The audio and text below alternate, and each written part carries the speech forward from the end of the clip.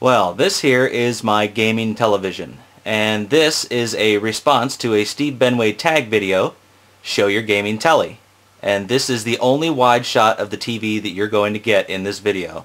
So I hope it works. Hi, how you doing? And this is a close-up. This is a standard definition tube television, which I find is the best to play retro games on. And since that is all I play, I am very happy with it. Now, I think I bought this new sometime around 2002 or thereabouts, and it was a fairly fancy TV at the time. It had an on-screen display that would show you what was coming on next, and you could, I believe, program your VCR through the thing using this fancy little, I don't know what it is, like a little sensor that you'd stick in front of the VCR. But on the front you have some AV ports, and you can also see some stains there.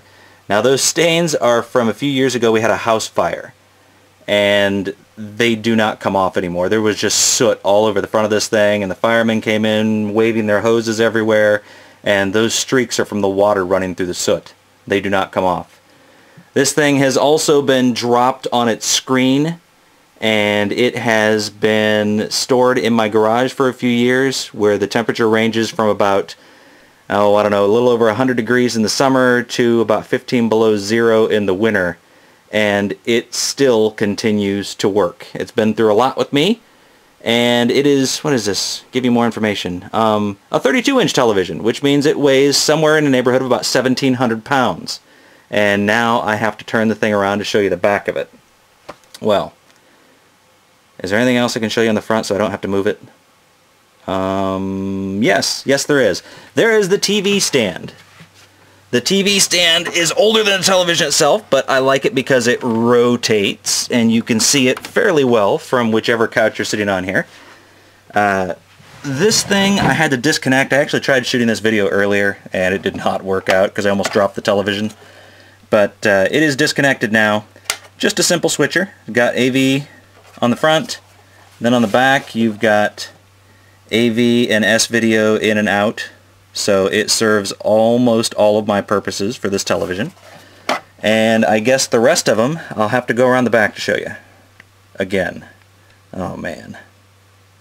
Now for safety's sake, I have disconnected all the wires. That is what almost killed me earlier. I had disconnected the wires from this thing, thinking that was all I needed to do, but they were tangled up around the back.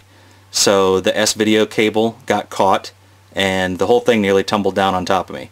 The only thing I still have hooked on here, and the only thing that really I use separately from the AV selector switch, is this Sega Genesis RF adapter, and right there the cable's plugged into that. I leave this on here because there are a few systems, the NES top loader, some of the retro computers, that don't use AV or S-video, so I leave that on there for those systems. That little thing there is the G-Link cable connector thingamajig that I was telling you about, where you could use it to program your VCR. And then you can see on here some paint splatter, and that is when it was my garage television. I was painting the wall of my garage, and yeah, spritzed paint all over it. Oops. Let's see here. I'll show this since Steve showed it. March 2002 is when it was made. I think I bought this somewhere in the summer or fall of 2002. I think it was right before Christmas anyway.